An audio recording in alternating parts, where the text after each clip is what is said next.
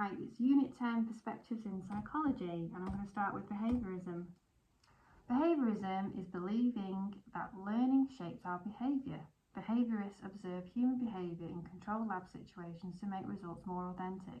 They assume all behaviour is learning directly or indirectly. There are two forms of behaviourism, social learning and radical behaviourism. Behaviourism isn't to understand why, but how to tackle issues regarding human behaviour. In behaviourism, learning over a period of time is what psychologists call classical conditioning, where a positive reward is presented to an animal or human, and this would result in the animal or human following the instruction to be given a reward, resulting in a change in behaviour. Operant conditioning is another method of learning which can be positive or negative, such as classical conditioning, where a reward is presented, it is more likely the behaviour is repeated.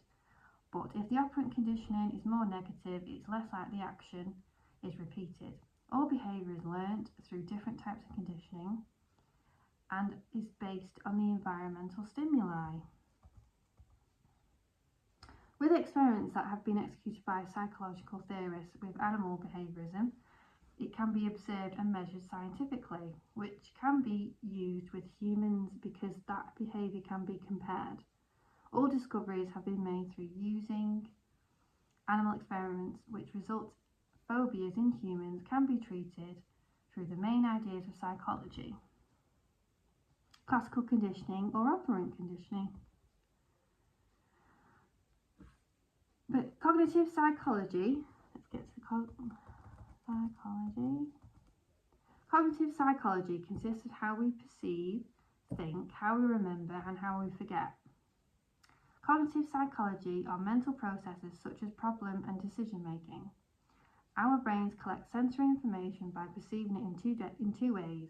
Top down, using knowledge and experience you have to process the environment, or bottom up, is sensory focus, taking information to the brain from the environment, turning it into action potential, signalling to the brain.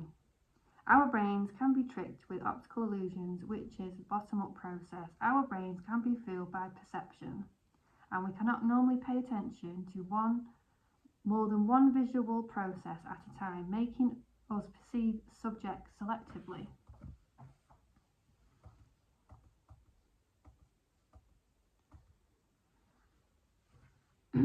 Theorists of cognitive psychology. So Jean Piaget was a big influence in psychology in the 20th century. He was very powerful. He theorised that children have multiple stages of development from birth. He also wrote a book called The Origins of Intelligence in Children. The first stage of development is the sensory motor stage, birth to 2 years. Babies learn about their environment through their senses and movement by touching and tasting food and looking and listening to what is around them. The pre-operational stage, 2 to 7 years, children learn to use language and start to explore and use pretend play to experience something new. Also, children will ask lots of questions about their environment, but not quite understand other points of view at this stage. The concrete operational stage, which is ages 7 to 11 years, at this age children become more logical, such as arranging objects into an organised manner, and understanding and sympathising feelings and emotions. The formal operational stage, ages 7 to 11 years, as teenagers, they can rationalise issues of life, such as failing and achievement.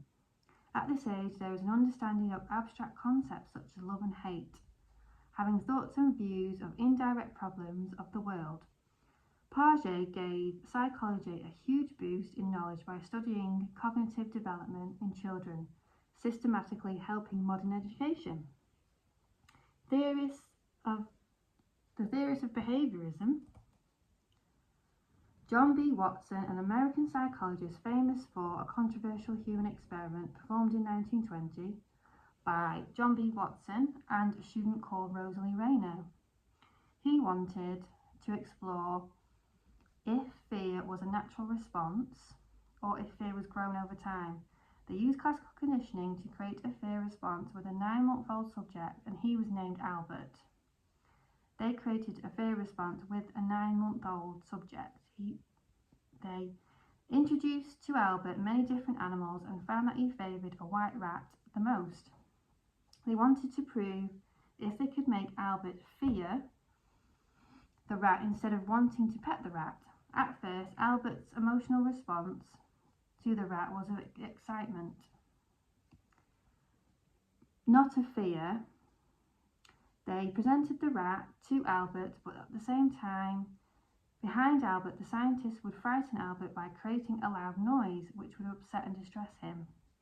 After many attempts, Albert would become distressed at the sight of the rat without the noise being produced. John B. Watson has given the subject Albert a fear of rats. This experiment would help prove the theory that the phobia can be brought on by classical conditioning. However, how watertight this theory was could be criticised due to the fact they used only one subject, and the experiment itself was very unethical. Similarities and differences in behaviourism and cognitive psychology. Behaviourism and cognitive psychology both believe strongly on how a person is nurtured has an effect on behaviour. Nature versus nurture debate relates to the question psychologists ask how a person's behaviour can stem from. The nature part of the debate means that genetics and a person's biology can play a part in behaviour. Nurture corresponds to the environment and the human interaction which can affect behaviour. Determinism theory would also have agreeable similarities between behaviourism and cognitive psychology. Determinism can be perceived as hard or soft. Hard determinism means a person has no free will and no control over internal or environmental influence, meaning their behaviour would be highly predictable. Soft determinism is more balanced, that a person has free will and can be influenced by internal and external elements, and also can be responsible for behaviour. Behaviourism and cognitive psychology had both concrete evidence-based experiments, such as the Little Albert experiment by John B. Watson, where phobias could be created by classical conditioning, and the Stroop effect, a psychological phenomenon where a word is presented, such as green, but the colour of the word is yellow, and the human response becomes slower due to the process of reading a word quicker than seeing a colour, resulting in the theory that reading is more automatic and perceiving colour can be more complex. This experiment was conducted by John Ridley Stroop in 1935. Differences.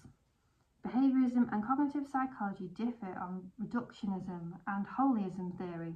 Behaviourism would break down elements to become simpler by using stimulus to study response, and cognitive psychology would process behaviour as a whole in a holistic approach. Previously, Piaget's theory that the human brain has complex systems. Behaviourism would argue that hard determinism would be a factor in behaviour overall because they cannot observe the human mind and has internal mechanisms that are complex. Therefore, cognitive psychology would argue that soft determinism is a factor because of internal processes like decision making, but also take into account the environment can play a role in behaviour also. Two perspectives in contemporary issues in psychology. So mental health is more relevant than ever before. Society is becoming aware and accepting of the negative impact, where society may struggle under anxiety and depression and other mental health illnesses, such as PTSD or eating disorders. To help aid such illnesses, CBT, cognitive behavioural therapy, can disrupt negative behaviour and thought into positive well-being and a person's mental state. CBT was introduced in the 1960s by Aaron Beck, an American psychologist. He researched into psychoanalysis and psychoanalytical therapy. He established a depression research clinic. He helped patients with depression. They suffered from spontaneous negative thought processes. By showing patients awareness of the negative thought patterns, this treatment was the beginning of CBT. CBT is a short-term process with strong, structured, identifying goals and focus on issues at cause of mental health issues. The patients and therapists would discuss symptoms of mental health illness. The patients and therapists would discuss symptoms of mental health illness, just said that, or situations such as grief, marriage breakdown, or many big life turmoil.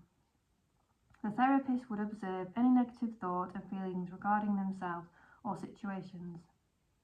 The therapist may focus on patterns of thoughts and behaviours that has negative impact, or a distorted perception on a situation that is incorrect.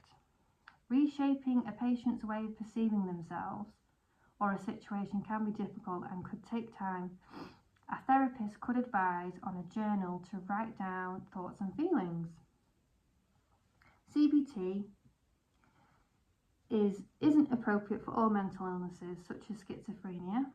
It is a commitment, and a patient needs to be willing to open up about their life and show honesty. CBT may not be suitable for everyone. However, CBT is a short-term solution and is highly effective and structured well.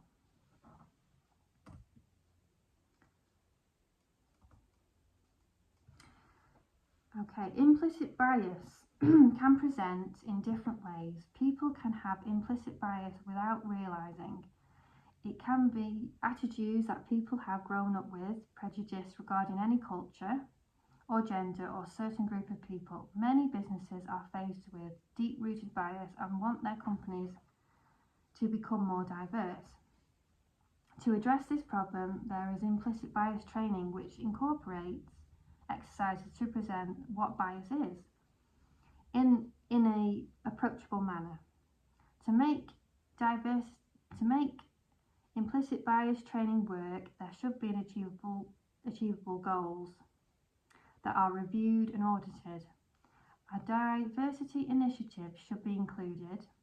Communication to understand why implicit training is very important also.